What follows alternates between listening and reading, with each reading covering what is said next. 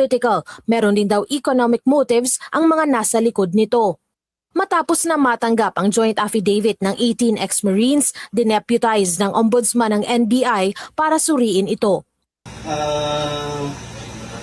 Sir Remulla, na totoo yun. So bakit niya pinapasinungalingan? Saka sir, dinidiscredit niya kami na hindi totoo yung mga sinasabi namin. Kare, what happened, Mr. Matibag? Yan ang tanong. Ito, dati, magaling din ito eh. Dati parang bumira ito kung hindi ko nagkakamali. Pero ngayon, parang, napapansin ko, parang, good job kuya. Tinitira mo na yung mga dorobo. Very good. Yung mga netizen nagtatanong, what happened, Mr. Matibag?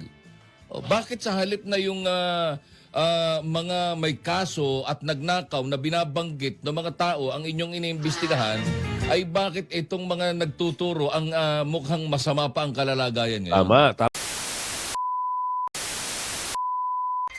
Yes. Good morning mga kasama. Nandito na naman tayo nagbabalik. At syempre kung di ka pa nakasubscribe, pasubscribe na lang po at hit mo na rin yung bell para laging updated sa ating mga video. Nako po, eto na ho. Suntok sa buwan, impeachment ni BP Sara. Talaga naman. Saka wala tayong pag-asa dito sa mga... Kaya kailangan ipanalo natin si BP Sara. Ngayon pa lang, ikalat nyo na ang magandang balita na si BP Sara lang ang tunay na maaasahan. Hindi na natin patatagalin pa ang usapan. Kasi pag pinagpatuloy pa na ng mga dorobo yan, kanilang mga pagnanakaw, baka kaduluduluhan, talagang kawawa na tayo. Kaya, mas maganda sa pamamagitan mo, ma-share mo ito, sa tulong natin, sa tulong mo, makalat na kailangan si BP Sara lang ang umupo. Share mo yung video at kung hindi ka pa nakapanood kahapon, busy ka, balikan mo. Ito na, impeachment ni BP Sara, suntok sa buwan. At ito yung NBI bilang ng mga lalantad na umano'y bagman ni Saldico, posible pang madagdagan. Aray ko po. Marami na hong umaalma, pati yung mga retired general, yung mga nagpapahiwatig na. Meron tayo nakita dito kahapon, yung mga talagang lumalabas. BP Duterte camp consider new RAPS versus Madriaga Council. Tandem ng bayan. Ayun yung title. So simulan natin dito. Bakit ba talagang hindi naman dapat paniwalaan itong mga akusasyon? Lalong-lalo na yung third and fourth impeachment complaint na kay BP Sara. Ang mangyayari kasi dito, since tapos na sa Kamara, ipapasok na ito sa Senado. Ngayon, maugong-ugong, masisimulan, kunwari, sana hindi umabot at ma-archive na naman ulit dahil March na ho. So bibilang na naman ulit tayo ng 9 months para magkaroon ng panibagong complaint. Kasi may 1-year bar rule eh. Pag na-archive ulit sa Senado, ewan natin kung aabot pa sa Senado, sana hindi na, para matapos na lahat ng mga usapin na yan at para makapagtrabaho na maayos yung mga dorobo at makapagtrabaho na rin na maayos si BP Sara, wala na impeachment na yan. Ibasura na lang. Pasok. Iginiit ng kampo ni Vice President Sara na hindi na umano papayag ang Vice Presidente na masira ang kanyang pangalan sa gitna ng patuloy na mga aligasyon at kontrobersiyang ibinabato laban sa kanya. Tama. Sa isang pahayag, sinabi ni Attorney Salvador Panelo Jr., abogado ni VP Sara, na handa umano ang Vice Presidente na harapin at labanan ang mga paratang na kinakaharap niya. Aniya, asahan niyo po na si VP Sara mula ngayon ay hindi na papayag na dumihan ang pangalan niya. Ready na po siyang Huwag ka mag-alala, BP Sara. Kasangga mo ang mga Pilipino dito. Actually, mahal na mahal ka ng mga Pilipino eh. Wala silang ibang bukang bibig. Ito yung survey kahapon. Talagang landslide. Kung ginanap, sa out of 140 plus to 39 lang ata Wala ho, hindi umabot sa kalahati. Kaya yung sinasabi nila na malakas yung ilalaban kay BP Sara, diyan kayo nagkakamali. Lumaban. Ngunit ang tugon ng isang certified DDS tungkol sa magiging impeachment ni Vice President Sara ay magiging suntok sa buwan daw ito. Tama. Bakit nga ba? Kaya nga ba nilang ma-disqualify si Sara?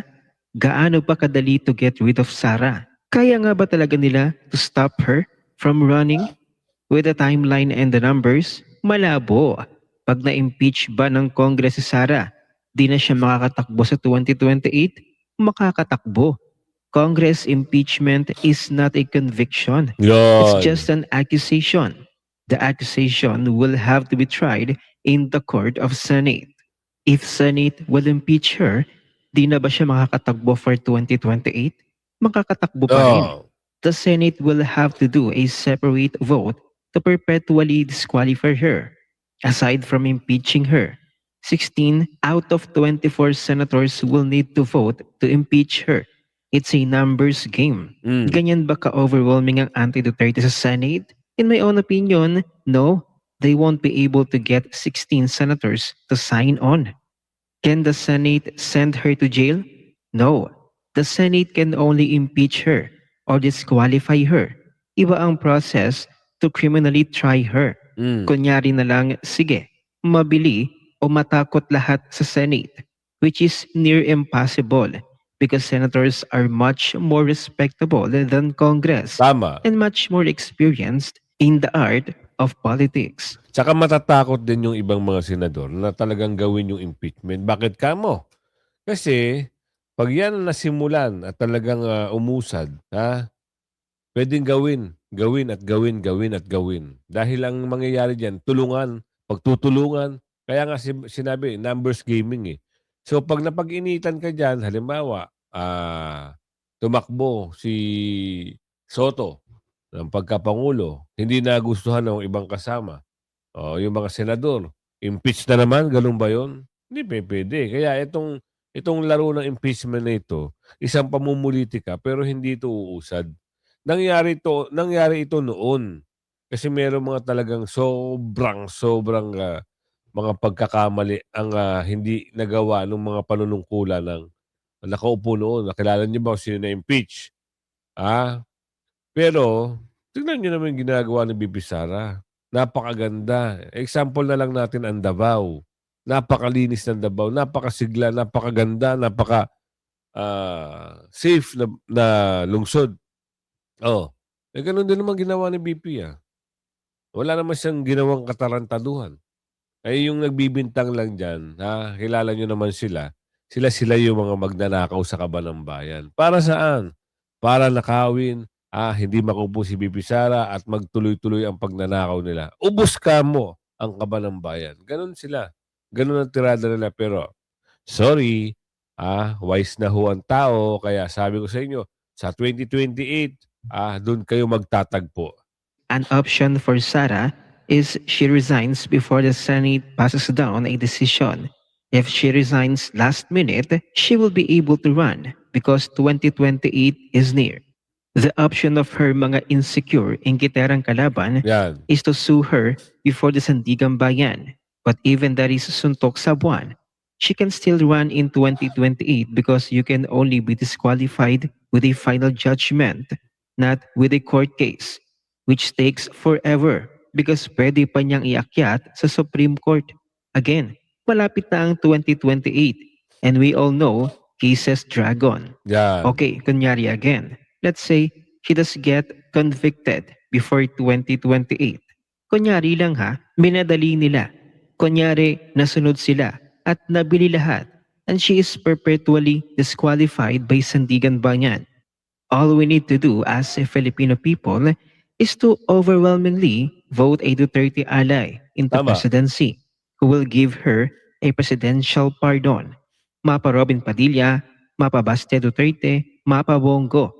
The pardon will restore her political rights so she can run again.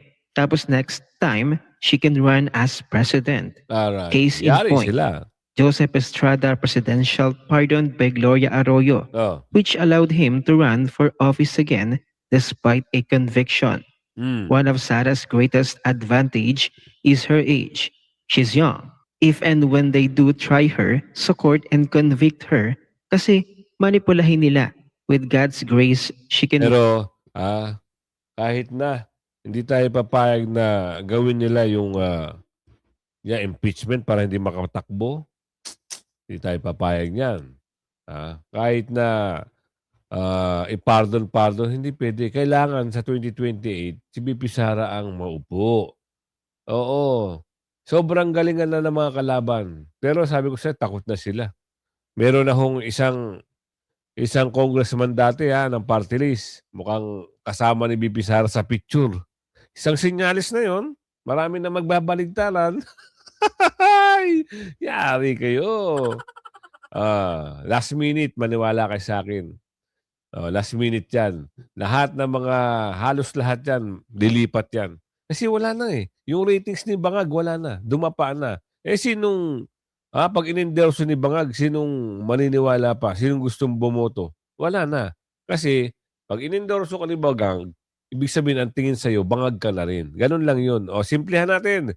NBI, bilang na mga lalantad, naku, mukhang dadami pa ata. Alamin natin dito. Posibleng madagdagan pa ang mga lalantad sa mga susunod na linggo bilang alleged bagman ni resigned Congressman Zaldico.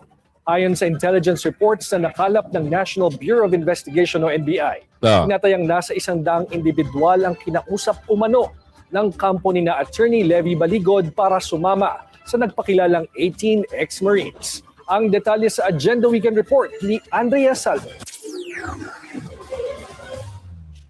Mas marami pang mga dating sundalo ang posibleng lumutang sa susunod na linggo kasama ng umano'y 18 ex-Marines na nagpakilalang bagman ni resigned Congressman Zaldico. Ito ay ayon sa mga ulat na natanggap ng NBI sa gitna ng kanilang investigasyon sa mga aligasyong ipinukol ng mga personalidad. Mga 100 daw yan eh. So, pero hindi lahat pumayag tungkol dun sa kung political. May reports kasi sa amin nagtutugma na yan yung unang lalabas, tapos eventually may mga retired generals na lalabas, and you and I know, may lumalabas na nga retired general kahapon, hindi ba? So we'll follow all those leads. Ayon kay NBI, Alam natin, naging gabinete ka ni Tatay Digong. Nangyari, Ano nangyari? Tatanong lang ho kami, Hindi ba kayo satisfied sa pamumuno ni Tatay Digong? At paniniwalaan nyo yung mga bagay. Kailangan kasi, kailangan Sasabihin naman na, trabaho lang tayo. Ganun lang yun. Pero ito, yung lumalabas na mga general, general, talaga naman naninindigan. Meron nga dyan nagsalita na isang general ang sabi, kung hindi namin ito gagawin, paano pa yung mga apo-apuhan namin? Totoo nga naman. Diba? Kung magkano yung usapan, mababaliwala na yun kung dati kang Duterte alay. Diba? Kagaya nito si Boy Paos. So, naalala nyo si Boy Paos. Diba? Mababago lahat yan. Kagaya nga ni Boying ang sabi niya doon sa ICC. Diba? Lahat nagbago. Nagbabago ang lahat. Aray ko. Tuloy. Director Melvin Matibag, marahil ito raw ang dahilan kung bakit nasabi ni Ombudsman Jesus Crispin Remulla na political tipping point ang layo ng bagmen. Giit pa ng Ombudsman, hindi lang political, meron din daw economic motives ang mga nasa likod nito. Matapos na matanggap ang joint affidavit ng 18 ex-Marines, dineputize ng Ombudsman ng NBI para suriin ito. They're trying to create a political tipping point. What more? Alam na natin yun, di ba? They want a branch of the service to rise up in arms. Yun naman yun Sinubpina na ng NBI ang 18 personalidad, kasama ang kanilang counsel na si Attorney Levy Baligod, si dating Congressman Mike Defensor, pati na rin ang abogadong nagnotaryo sa joint affidavit ng bagmen. Higit kung Ang labo, di ba? Yung mga nagsasabi ng katotohanan, sila pa. Yung paiimbestigan. Pero yung mga bale-maletang usapan at doon sa amo nila si Balulong, naku po, wala man lang silang comment. hindi man lang nila mapaimbestigahan at hindi rin mapatawag sa Blue Ribbon. Bakit? How much is the it's a coming Retired General Attorney Virgilio Garcia sinagot ang challenge ni Boying. Aray ko, eto na. Dito na ho magkakaroon ng matinding balitaktakan. Dito na. Dito na, totoo yan. Sige, sagutin mo, Attorney. Retired General ito. Sabi nila, walang visa yung kanilang statement ng 18 kasi joint affidavit. Dapat daw isa-isa. Gusto ni Boying isa-isa para isa-isa kaya niyang bilhin. Okay? Ikaw, pagka-isa ako, akin yung affidavit mo, tapos na, mag-issue ka ng iba, babayaran kita. Tapos ang kwento. Hindi ko sa pinagbibintangan, example lang ito, ha? Example lang ng pwedeng mangyari. Pinapaliwanag ko lamang bakit joint affidavit.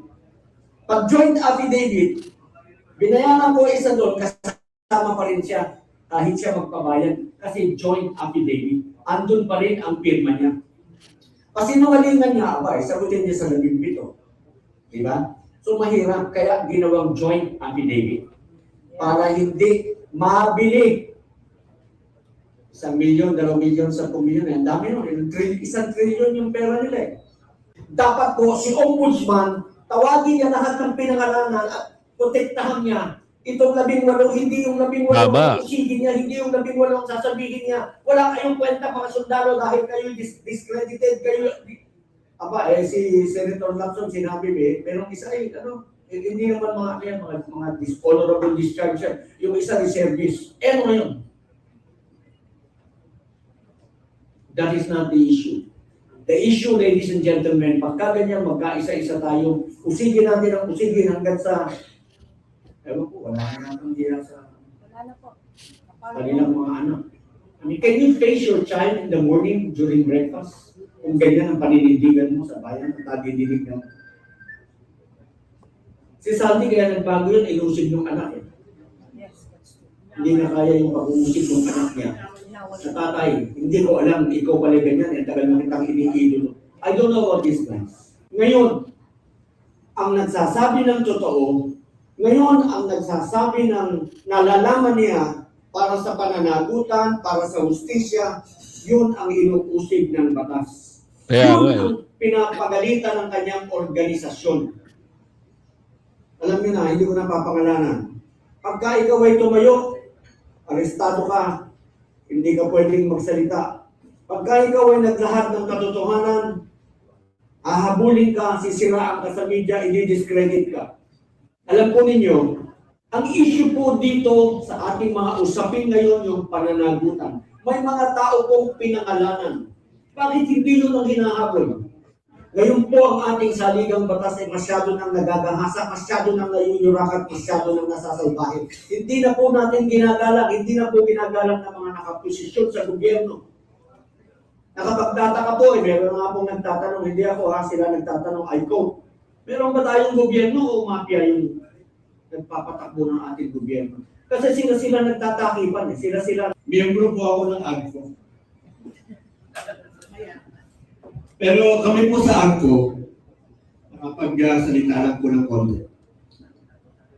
Marami pong exchanges ng ideas doon eh. Alam niyo na, mga retiradong general na doon. So lahat ng ideas ilalabas for academic discussion. Walang mali, walang tama, basta sabihin mo yung iyong opinion and then, but you know, there is a point where where they take a common stand. Ayaw po niya ng corruption. Yun lang po about ako na ni General Kita. Si General Kita, wala po akong magsasalita prepared din. na speech this morning. Gusto ko lamang pong i-focus yung ating atensyon. Ano po? Kasi alam ko ninyo, nung nag-aral ako ng abogasiya sa Ateneo de Manila, iba yung pinag-aralan namin sa nangyayari ngayon. Nung araw, sa aming pinag-aralan, yung 3 foundation ng ating gobyerno, yung ating 3 foundation ng ating demokrasya, yung executive, legislative, and judicial, Yun dapat yung nagbabantay sa ating saligang batas. And the fourth pillar of democracy is press, Yan. media. Dapat. Ngayon Dapat po, nga naman. sa panahon ngayon, kayo na naman po ang tumatayo para sa ating demokrasya, ang mga independent vloggers. Kayo na lamang po ang maaari namin asahan na maglalahat ng katotohanan at ipagpatuloy ang ating laban para sa kalayaan, sa pananagutan at kaustisya. Bago po ang lahat, pasalamat ako sa Totoo. Dahil ang nagiging tulay na lang ng mga maayos na balita, itong mga vlogger na matitino. Hindi yung mga bayarang vlogger, ha? Huwag kayo maniniwala doon sa mga bayarang vlogger kasi sisirain lang talaga. Oo. Sisirain lang yung pag-iisip nyo, bibigyan kayo ng maling impormasyon, papaniwalain kayo. Yun yung mga binabayaran nila at malawak ang kanilang troll farm. Usapin na, ano ba yung mga pag-uusap dito? Isang testigo na 18 Marines, meron siyang pahayag dito, alamin natin. Sir, yung tungkol po doon sa sinabi niyo, sir, dinideny po ni Senator Trillanes po yon. Ngayon po, nagsalita si Ombudsman, Sir Remulla, na totoo yun. So bakit niya pinapasinungalingan? Saka sir, dinidiscredit niya kami na hindi totoo yung mga sinasabi namin. Buhay po namin, sa kapamilya namin ang nakataya dito. Hindi namin isusugal ng ganun-ganun lang. Yun po. Pero nakakapagtaka, imbis na sila yung bigyan ng proteksyon ng pamahalaan kasi parang lumalabas sila yung whistleblower o sila yung mga naglalabas ng mga impormasyon ng katiwalaan sa gobyerno. Pero ang nangyayari, parang gusto pa nangingitim na sila ang paimbestigahan. 'Di ba? Unfair, 'di ba? Alamin natin ito. Ano ito? Attached to the complaint regarding this allegation of bribery? Ito yung usapin na may sinuhulan daw. Alam mo, naging tanga ito parang lumalabas na bobo, 80-80 na lang, 80-80. Bakit ka mo? Wala naman pala sa affidavit eh. Nautal-utal lang mama. Nautal-utal. Taga Maynila yan. Yeah, Madam Chair, we have already said that there are a lot of documentary evidence here. Time holding. And are these documentary evidence certified through copies? There are acknowledgement receipts, as I said a while ago, Madam Chair, and I believe that Congressman Suwan can come over and be able to see all of the documentary evidence that we have. Napakarami kasi, no? It would take time for... Mama, Boss Amo Manager, ang tinatanong mo certified true copy ba? Ano pinagsasabi nyo? Napakarami. Ayun lang sagutin nyo kung certified true copy ba o hindi. Dami nyo pinagsasabi. Baka wala. for us to be able to... I believe that the standard of sufficiency in substance exists for a reason. It is not to make things easy. It is not to make things hard. It is to make things honest. That is all, Madam Chair. Pero ang kinalabasan lang yan, ganun pa rin. Naipasok nila. Naipasa nila yung third and fourth complaint. So, ganun talaga sila. Ganun ang laro nila. So, dito, ano kaya dito? Matibag. Eto na. Ano nangyari? What happened, Mr. Matibag? Yan ang tanong. Ito, dati, magaling din ito eh. Dati parang bumira ito kung hindi ko nagkakamali. Pero ngayon, parang, napapansin ko, parang, good job kuya. Tinitira mo na yung mga droba. Very good. Yung mga netizen nagtatanong, what happened, Mr. Matibag? Bakit sa halip na yung mga may kaso at nagnakaw na binabanggit ng mga tao ang inyong iniimbestigahan, ay bakit itong mga nagtuturo ang mukhang masama pa ang kalalagayan ngayon? Tama. Nasaan ba tayo ngayon? Paurong ba? Ganun na ba talaga ang tema at takbo ng ating gobyerno? Na Kaya nga tayo eh. po ay pagka ikay nagsabi ng totoo, ikaw ho kakasuhan? Ganun na ba talaga ngayon ang pamahala natin? Diba? Magtataka ka, parang ang layo na nila ngayon. Imbis na imbestigahan yung mga dorobo, parang lumalabas na talagang gumagawa sila ng paraan para yung amo nila ang kampihan nila. Diyos ko po. Ano na nangyari? Pilipinas, babangon ka pa ba? Kung hindi na, paupuin mo na si BP Sara para matapos na ang lahat. Oo. Ano tong mga... Naku po. Merong mga bayaran ng utang, kailangan bayaran ng utang. Ang daming balita ngayon. Sana hinihiling natin, bumalik si Saldico. Lumabas si Saldico para matapos na lahat ng issue. Kasi kaya din naman lumantad yung mga 18 Marines. Dahil kay Saldico. 'Di ba? Tao ni Saldico yan eh. Pero sana, oo, yun nga, hinihiling natin. Kasi matibay na ebidensya na yan. Kailan kaya lalabas si Saldico? At saka yung passport na, 'di ba, inutos na ng Pangulo na kanselahin yung passport. Bakit hindi pa nila nagagawang pauwiin at ipahanap sa Interpol? Bakit kaya?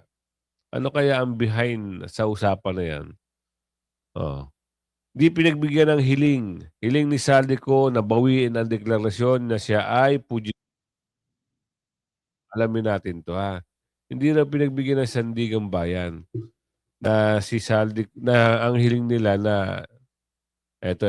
Hindi pinagbigyan ng Sandigan Bayan ang motion for reconsideration na inihain ni dating Congressman Zaldico noong Pebrero. No. Sa resolusyong inilabas ng Sandigan Bayan 6th Division itong Huwebes, denied ang hiling ni Ko na bawiin ang deklarasyong pugante siya sa batas. Ayon sa korte, walang sapat na batayan ang motion for reconsideration. Idagdag pa na late na itong inihain sa hukuman. Ayon kay Ko, hindi siya pugante dahil hindi naman siya umalis ng bansa pagkatapos siyang makasuhan, ngunit ayon sa korte, maituturing pa rin na fugitive ang isang akusado kung patuloy itong hindi sumusuko sa mga otoridad at umiiwas pa rin sa paglilitis. Sa pinakahuling impormasyon, posibleng namamalagi sa isa sa mga bansa sa Europa ang dating kongresista.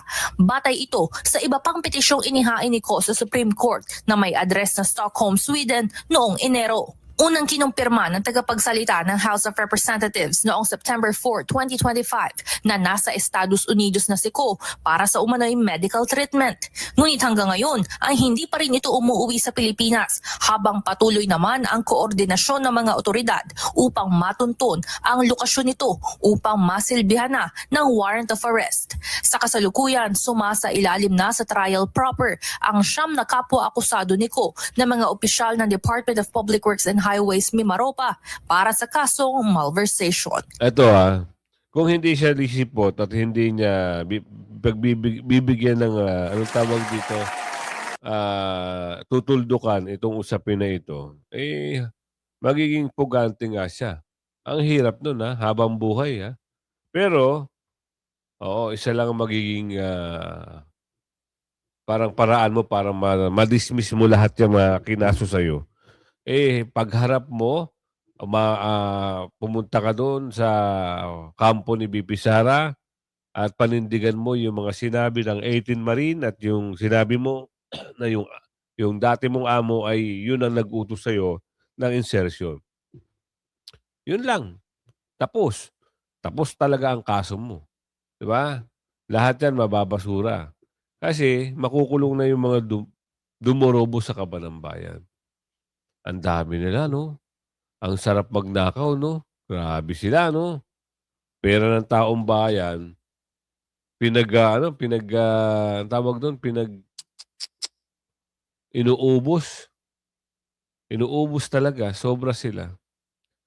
Ay, nako, ano pa yung mga balita ngayon, napanood nyo ba yung yung pahayag ni BP Sara noon? Nung nakaraang araw? Galing, Binira niya yung may utang. Ang laki-laki ng pera. Hindi marunong magbayad. Di ba?